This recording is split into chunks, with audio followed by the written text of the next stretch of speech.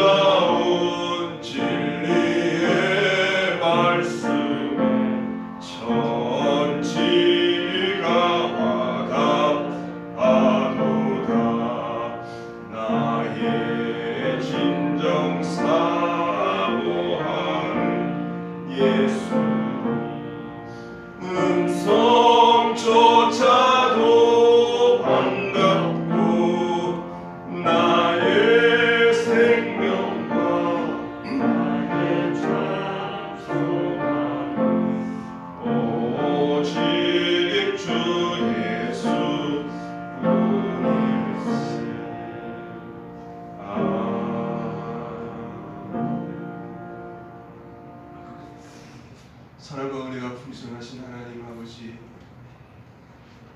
오늘도 아버지의 품에 우리를 불러주셔서 감사합니다. 코로나로 무더위로 지치고 피곤한 영혼들에게 오늘도 말씀하시고 만나주시고 힘주시고 위로해 주시고 또 품어주시니 감사합니다. 주님, 오늘 하루도 주님의 인도하심을 받기를 소원합니다. 주의 선하심과 인자하심으로 우리를 붙들어 주시고 주의 말씀하시는 대로 순종하며 오늘도 믿음으로 강하고 담대하게 하루를 승리할 수 있도록 인도하여 주시옵소서. 우린 늘 넘어집니다. 내 생각대로 합니다. 주여, 오늘도 성령의 충만함으로 우리를 주장하여 주옵소서.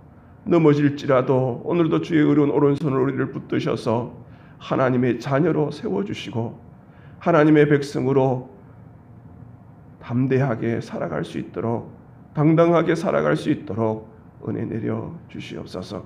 이 나라와 이 민족을 불쌍히 여겨주시고 이 전염병에서 속히 자유할 수 있도록 은혜 내려주시고 일상으로 돌아갈 수 있는 은혜를 허락하여 주시옵소서. 확진자가 늘어나고 있습니다. 주님, 뜻하신 바가 있을 터인데 우리가 깨닫기를 원하고 회개하며 주님의 긍휼하심을 입는 저희 백성들 다 되게 해 주시옵소서. 특별히 사랑하는 교우들 주님 지켜주시고 안보하여 주옵시며 삶의 터전 위에 주님과 동행하는 기이한 은혜가 있게 해 주시옵소서. 육신에 연약하여 힘들어하는 성도들 주님께서 기억하여 주시고 그들 가운데 주님이 주인 되어 주셔서 악한 온수 마귀를 물리칠 수 있게 하여 주시옵시고 불안과 두려움을 물리칠 수 있도록 늘 주님의 평강이 그 마음을 주장하여 주옵소서.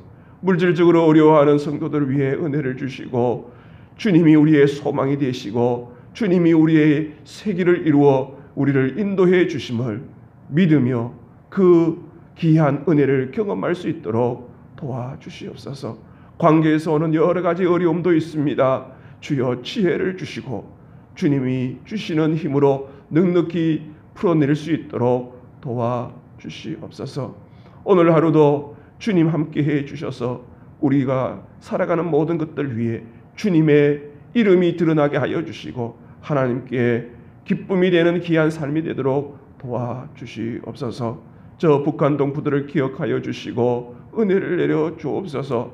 또 열방에 복음을 증거한 우리 선교사님들 기억하여 주셔서 그들의 비전과 그들의 삶 속에 성령의 놀라우신 충만함이 흘러넘치도록 역사하여 주시옵소서.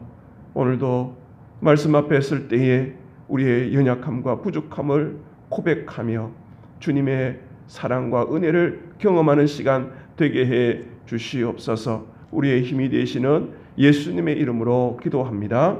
아멘. 오늘 우리에게 주시는 하나님의 말씀은 사도행전 4장 13절에서 22절 말씀입니다.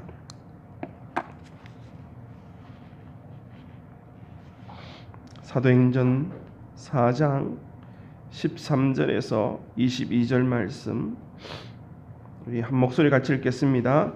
그들이 베드로와 요한이 담대하게 말함을 보고 그들을 본래 학문 없는 범인으로 알았다가 이상히 여기며 또 전에 예수와 함께 있던 줄도 알고 또 병 나은 사람이 그들과 함께 서 있는 것을 보고 비난할 말이 없는지라 명하여 공회에서 나가라 하고 서로 의논하여 이르되 이 사람들을 어떻게 할까? 그들로 말미암아 유명한 표적 나타난 것이 예루살렘 사는 모든 사람에게 알려졌으니 우리도 부인할 수 없는지라.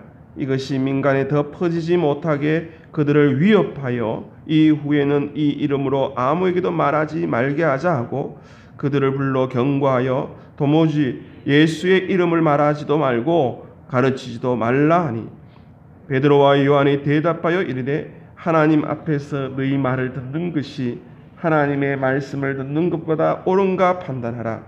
우리는 보고 들은 것을 말하지 아니할 수 없다 하니 관리들이 백성들 때문에 그들을 어떻게 처벌할지 방법을 찾지 못하고 다시 위협하여 놓아 주었으니 이는 모든 사람이 그 된 일을 보고 하나님께 영광을 돌림이라. 이 표적을 병 나은 사람은 40여 세나 되었더라. 아멘. 할렐루야. 오늘도 하나님의 예비하신 은혜와 축복이 우리 성도들의 가정과 또 삶의 자리 위에 충만하기를 간절히 원합니다. 온라인으로 예배드리는 우리 성도들, 피곤하고 힘든 이 시기에 주님이 주시는 큰 위로와 힘이 되기를 간절히 원합니다. 사도행전은 변화된 사람들의 이야기입니다. 우리도 변화되기를 원합니다. 변질되는 것이 아니라 성령의 충만함으로 하나님이 기뻐하시는 변화가 우리의 삶 속에 또 내 안에 있기를 간절히 원합니다. 변화는 뭐부터 되면 좋겠습니까? 내 안의 중심부터 이동하는 것입니다. 중심의 변화. 예전에는 내가 주인 되었고 내가 우상이었고 내가 하나님이었다면 이제는 정말 예수 그리스도가 나의 주인이 되시고 예수 그리스도가 나의 구원자가 되시고 하나님 아버지가 나의 중심이 될 때 우리의 삶이 틀려집니다. 중심이 바뀌어야 틀려지는 거예요. 중심이 바뀌면 모든 것이 바뀌어지는 거예요. 최근에 제가 깨달았던 게 하나 있는데 주일 말씀을 준비하면서도 그게 참 많이 닿아요. 뭐냐면 사람이 이렇게 계산을 하지 않습니까? 그게 수라 그러지 않습니까? 그래서 이 프로나 이렇게 운동하는 선수들은 늘 이 계산을 합니다. 공격할 때에도 몇 수 앞서서 생각을 하죠. 그래서 어떻게 풀어갈 것인가 계산을 늘 하는 것이죠. 우리는 살아가면서 계산을 늘 합니다. 그래서 똑똑한 사람들은 10수, 100수 앞서서 이렇게 하는 것이죠. 그래서 수를 잘 쓰는 사람 보고 뭐라 그럽니까? 고수라 그러잖아요. 고수. 또 수가 낮은 사람은 하수라 그러지 않습니까? 그렇게 최고의 고단수는 누구겠습니까? 하나님을 계산하는 거예요. 하나님이 어떻게 하시나. 최고의 축복을 누리고 최고의 은혜를 누리는 사람들은요, 늘 하나님을 염두에 두는 거예요. 이 인간의 우리가 살아갈 때 늘 사람을 생각하잖아요. 저 사람이 이렇게 나오면 나 어떻게 하지? 늘 사람만 계산하는 사람이 중심이 바뀌니까 하나님이 중심이 되니까 이제 하나님을 생각하는 거예요. 그러니까 하나님을 생각하면 하나님이 만복을 주시잖아요. 하나님이 모든 걸 역사하시잖아요. 그래서 늘 이 사람을 의식하는 사람은 늘 저 사람이 내 편인가 아닌가. 또 중요한 게 뭡니까? 자기의 이익이에요. 자기 이익을 저 사람과의 관계 속에서 내가 이익이 있나 그걸 늘 계산하는 거예요. 그래서 우리가 참 아픈 과거지만 친일파들 보면 어떻게 해요? 늘 계산하잖아요. 그들이 그 일본 사람들이 친일파를 좋아했겠습니까? 저 사람은 조상을 또 나라를 배신한 사람이기 때문에 저들이 적당하게 쓰고 어떻게 해요? 버리는 사람들이에요. 영원히 같이 쓰는 사람이 아닙니다. 근데 착각하는 거예요. 내가 일본에 충성하면 나는 모든 것이 좋을 거야 라고 생각하는 것이죠. 그전에는 정말 나라를 위해서 그렇게 살던 분이 마지막에 변질이 되어서 친일파로 쓰신 분들도 있잖아요. 그분들의 얘기를 들어보면 어떻게 해요? 이렇게 빨리 우리나라가 해방될 줄 몰랐다는 거예요. 그러니까 이 계산하는 게 때로는 실수가 되는 거예요. 계산하는 게 오히려 망하는 것이 되는 거예요. 늘 우리의 중심이 주님이기를 원하고 늘 우리의 중심이 말씀이기를 원하고 늘 우리의 중심이 하나님이 되기를 주의 이름으로 축원합니다. 오늘도 세상을 살아가면서 우리가 늘 이익을 따지잖아요. 이익을요. 늘 우리가 계산하잖아요. 그럴 때마다 우리를 도우시고 우리와 함께 하시는 주님을 늘 바라볼 수 있는 사랑하는 우리 성도들 다 되시기를 간절히 원합니다. 주님이 함께 하시면 달라요. 주님이 함께 하시는 그 믿음의 눈이 열려 있으면 우리의 모든 삶이 달라요. 자신감이 있고 담대해지는 거예요. 오늘 진짜는 그거예요. 진짜는 주님을 중심으로 살아가는 것이죠. 오늘 그 사두개인과 제자들의 모습을 통해서 한번 그 모습들을 한번 보기를 원합니다. 13절에 그들이 누굽니까? 이 사두개, 다시 말하면 제사장들의 모임들이지 않습니까? 공회를 모아놓고 베드로와 요한이 담대하게 말함을 보고 그들을 본래 학문 없는 범인으로 알았다가 이상히 여기며 또 전에 예수와 함께 했던 줄도 알고, 이분들은 선입견이 분명히 선입견이요. 선입견이 있으면 변화가 없어요. 선입견을 깨야 돼요. 선입견이 있으면 얼마나 고집하고 주장하는지 몰라요. 이분들은요, 두 가지를 알고 있었어요. 이 사람들은 원래 학문 없는 범인으로 알고 있었어요. 그리고 저들은 예수님과 함께 있었다는 것도 알고 있었어요. 그들은 그 알고 있던 것들로 그 사람들을 판단하고 생각을 했어요. 그런데 갑자기 정말 담대하게 복음을 증거하면서 증거를 하는 것을 보면서 이상하게 생각한 거예요. 이상히 여겼어요. 그런데 이 사람들은 보세요.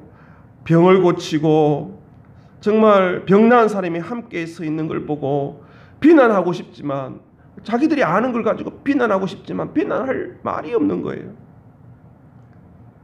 그래서 그들이 모였어요. 공회로 모여서 그들이 생각하고 말하는 거 보세요. 16절에 서로 의논하여 이르되 이 사람들을 어떻게 할까? 그들로 말미암아 유명한 표적 나타난 것이 예루살렘 사는 모든 사람에게 알려졌으니 우리도 부인할 수 없는지라.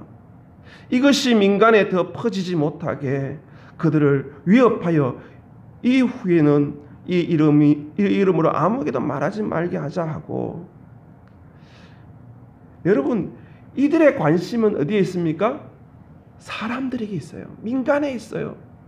이 민간들에게 이 예수의 이름, 자기들의 부끄러움이잖아요. 이 예수의 이름이 증거되지 못하도록, 물론 이 기적이 일어난 건 어쩔 수 없잖아요. 이제는 뭐 여론으로 덮어 씌우려고 해도 안 되는 거예요.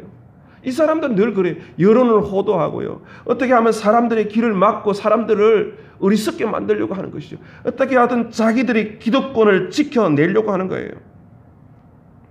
여러분, 이렇게 모여서 사실 그렇잖아요. 이 사람들이 주장하는 예수가 누구고, 정말 어떻게 이 사람들이 어떤 능력으로 이렇게 병을 낫게 했고, 그걸 논하는 게 아니에요. 왜 무엇을 증거하고 왜 저렇게 증인으로 이렇게 담대하게 하느냐, 그게 관심 있는 게 아니에요. 딱 한 가지요. 그 사람들에게만 관심 있는 거예요. 민심에만 관심 있는 거예요. 그래서 여론에 너무 관심이 있는 것을 보게 됩니다. 21절에 보면 그래요. 관리들이 백성들 때문에 그들을 어떻게 처벌하지 할지 방법을 찾지 못하고, 자기들이 저 사람들을 위협하고 벌을 줘야 되겠다 생각은 했지만 누구 때문에요? 백성들 때문에 못하는 거예요. 백성들 때문에. 민심이 좀 안 좋으면, 여론이 안 좋으면 하고 싶은 것도 못하는 거예요. 어떻게 두려워하는 거예요. 사람을 얼마나 두려워하는지 몰라요. 늘 하나님을 두려워하는 주의 백성들이 다 되길 바랍니다. 사람은 중요치 않아요. 사실 어떻게 보면 하나님께서 그 사람들을 통해서 역사하니까 하나님을 늘 두려워하는 우리 모두가 되기를 원합니다. 이 사람들은 오로지 기득권, 이 민심에만 관심 있는 거예요. 이 성전에서 자기들의 기득권이 있는데 제자들이 막 이렇게 복음을 전하고 막 설치니까 자기들의 기득권이 빼앗길 것 같고, 자기들의 인기가 빼앗길 것 같고, 민심이 다 그들에게 있는 거예요. 3,000명, 5,000명 막 이제 늘어나는 거예요, 사실은. 그러니까 자기의 민심을 유지하기 위해서 이 제자들을 위협하고 또 급박하는 모습들을 보게 됩니다. 여러분, 예전에 그 우리 호세아 왕, 마지막 왕이 애굽과 또 아수르, 또 애굽과 바벨론, 이 왕을 줄타는 격이 있었어요. 어느 편이 나을까? 이쪽 편에 들까? 저쪽 편에 들까? 결국 어떻게 해요? 양다리 하다가 어떻게 해요? 멸망하는 거예요. 멸망. 하나님께 돌아오고 회개하고 주님께 돌아올 때 주님이 회복시켜 주시는데, 또 돌아오라고 그러한 사건들을 만나게 해주셨는데, 어려움을 당하고 힘든 일을 당할 때 늘 어떤 게 내게 유익이 될까 계산하다 보니까 여기 편들었다가 여기 좀 남 저기 편들었다가 결국은 어떻게 해요? 버림받아가는, 망하게 되는 그런 길로 걸어가게 되는 거예요. 이들에게는 부활의 신앙이 두려운 거예요. 여러분 보세요. 사두개인들은요, 로마와 이렇게 편들어서 그들 통치 아래서 굉장히 부귀영화를 누렸어요. 성전 중심으로 그들이 기득권을 다 유지되었고, 또 그것 때문에 참 이 땅에서 불편함이 없이 살았던 거예요. 안락했어요. 그런데 부활을 어떻게 믿을 수 있겠어요? 지금이 좋은데 어떻게 해요? 우리는요, 지금 좋은 게 복이 아니에요. 사실은요, 주님 더 가까이 가고 주님 앞에 더 이렇게 기도하고 은혜를 사모하고 그것이 복인 줄 여러분 믿으시길 바랍니다. 내가 잘되고 내가 복되는 것이 어떻게 보면 내가 교만해지기 쉽고 또 이 영적으로 둔감해지잖아요. 우리가 교회를 다녀도 부활의 신앙이 없으면 우리가 천국을 모르잖아요. 부활 신앙이 뭡니까? 우리가 죽어도 다시 살아나서 우리의 모든 판단이 하나님께 있기 때문에 다시 심판을 받는다는 것이죠. 그래서 우리가 먹고 마시는 게 향락을 위해서 살아가는 게 아니에요. 내 즐거움을 살아가는 게 아니에요. 마지막에 주님 앞에 다시 부활하여 섰을 때 내 사명 잘 감당하고 주님 앞에 섰을 때 칭찬 듣기 위해서, 또 주님께서 그것을 통해서 영원한 상급을 얻기 위해서 살아가는 것이죠. 부활 신앙이 바로 그런 것입니다. 이들에게는, 이 사두개인들에게는 오직 기득권만 관심이 있는 거예요. 그래서 민심에 관심이 있고, 여러분 이들의 뿌리는요, 불신입니다. 불신앙입니다. 늘 하나님을 믿지 않는 거예요. 그리고 이들의 연결은 꼭 물질에 관련되어 있어요. 계산을 늘 해요. 이 물질이 내게 도움이 되나, 물질이 내게 남는가, 유익이 있는가, 그걸 보게 되는 것이죠.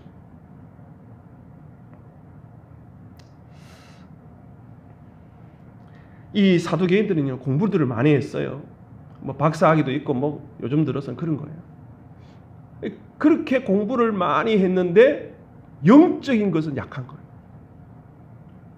저의 고백입니다만은, 저는 이제 큰 교회에 있고 큰 교회에서 부목사를 하면서 박사학위를 밟으면, 처음에는 석사학위를 공부하면 큰 교회에 담임으로 나아갈 수 있게, 딴 거 아니었어요. 공부하고 싶어서 공부한 게 아니라 스펙을 이루어 놓으면 세상과 똑같은 생각을 하는 거예요. 주님이 내 안에 주인이 안 되니까 그런 생각을 하는 거예요.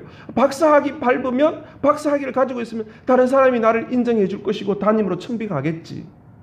정말 주님의 영광을 위해서 내가 공부하고 주님께 쓰임받기 위해서 공부한 것이 아니라 이러한 스펙이 있으면 쓰임받겠지라고 생각하고 공부를 했어요. 그러던 중에 이제 울산의 어느 교회, 큰 교회에 이제 담임으로 가게 됐죠. 그때까지만 해도 역시 스펙이 주장하는구나 알게 되었어요. 그런데 목회하는데 어떻게 해요? 어려움이 오니까 이게 뭔 소용이 있어요? 박사학위가 뭔 소용이 있고 날 지킬 일은 오직 주님밖에 없음을 저는 깨닫게 되었어요. 사실 그래요. 그래서 공부하던 것도, 논문 쓰는 것도 스톱해버렸어요. 중요한 건 난 주님이다. 주님. 내가 주님 앞에 집중하고 주님과 동행하는 것이 더 중요하지. 학위가 받으면 내가 자랑하고 의시될 수밖에 없구나. 겸손한 척하면서도 드러내는 것이 그거가 아닌가. 그래서 완전히 그곳에서 사실은 은혜를 주신 거죠. 사실 어떻게 보면. 요즘 한국교회 걱정하는 것도 그것입니다. 성령 충만한 주의 종이 필요한 거예요. 예전에는 그랬어요. 스펙만 있으면 능력이 있다고 생각했어요. 공부만 열심히 하면 영적인 능력이 있는 줄 알았어요. 제 착각인 거예요. 어리석음이었어요. 주님밖에 없고 주님 의지하고 말씀 붙들고 날마다 눈물을 흘리면서 십자가 든든히 붙잡고 나아가야 늘 성령 충만하고 내 중심이 주인이 되었을 때 주님이 내게 은혜를 베푸시는 것이죠. 우리 교회 일꾼을 뽑을 때도 마찬가지예요. 교회 안에서 일꾼 뽑을 때 그 사람의 지위나 사회적인 어떤 영향력, 그거 참 중요하죠. 그거보다 더 중요한 건 그 중심이 성령 충만하냐는 거예요. 그 중심이 정말 주님 앞에 서 있느냐. 그것이 더 중요한 것이죠. 우리는 이 세속화되잖아요. 자꾸 세상의 영향을 얼마나 많이 받아요.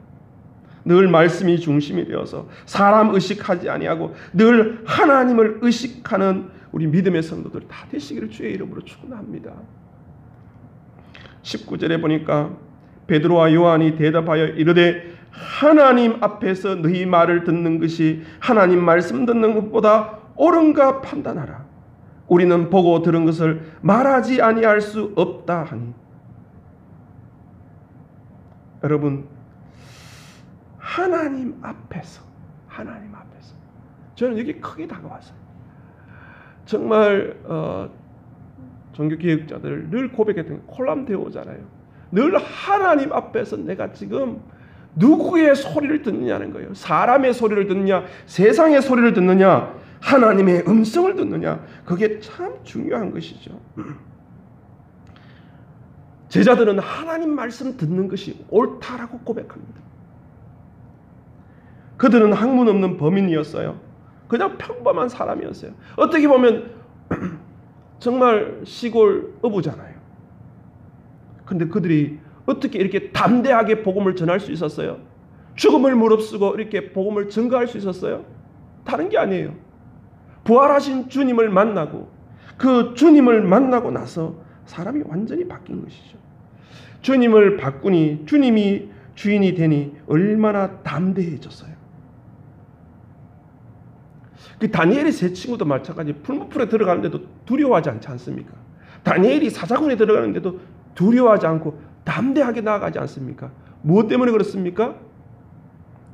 주님이 함께 하심을 믿기 때문에, 그것을 보기 때문에 그래요. 요셉이요? 요셉이 바세바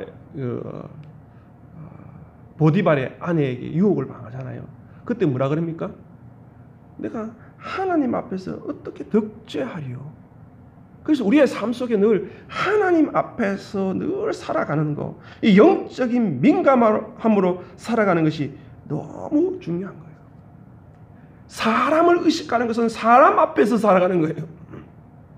세상을 살아가도 하나님 앞에서 하루하루 살아가는 믿음의 성도들 다 되시기를 바랍니다. 사람 의식하면 물질에 있는 거예요. 오늘도 살아갈 때 하나님의 기쁨이 무엇인지 하나님을 의식하고 하나님을 감격하게 하고 하나님을 감동을 주면 우리의 삶 속에 정말 고단수의 삶을 살아갈 수 있는 줄 믿습니다. 이렇게 하나님 앞에서 살아갈 수 있었던 이유가 뭐였어요? 여러분 13절을 보세요. 그들이 베드로와 요한이 담대하게 말함을 보고 그들은 본래 학문 없는 범인으로 알았다가 이상히 여기면 또 전에 누구와 함께 있던 줄도 알았어요? 예수와 함께 있던 줄 알았다는 거예요. 예수와 함께 있다는 게 무엇입니까? 예수와 함께 있다는 것은 어떻게 물리적으로 같이 있었다라고도 볼 수 있겠지만 예수님과 인격적인 만남을 계속 나누었다는 거예요. 제자들과 함께 인격적인 만남을 계속 나누었을 뿐만 아니라 부활하고 나서 주님과 그 짧은 시간 동안 하나님의 나라를 위해서 계속 훈련하고 말씀을 주시고 그들과 삶을 같이 나눴잖아요. 우리가 이게 필요해요. 날마다 주님과 함께 살아갈 때에, 주님과 인격적인 만남을 늘 이루어 나아갈 때에 우리에게는 담대함으로 하나님 앞에서 살아갈 수 있는 줄 믿습니다. 늘 주님과 동행할 때 우리의 변화가 일어나는 거예요. 주님이 내 주인이 될 때, 그때 우리의 삶이 정말 세상 사람들이 누릴 수 없는 놀라운 역사가 우리 가운데 일어날 줄 믿습니다. 예수님이 함께 하니까 그들이 복음 전하는 게 얼마나 담대해졌어요.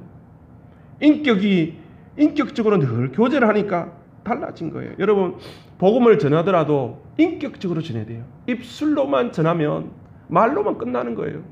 우리는 행동이나 태도나 또 손과 발이, 눈초리나 이 모든 것들이 중요한 거예요.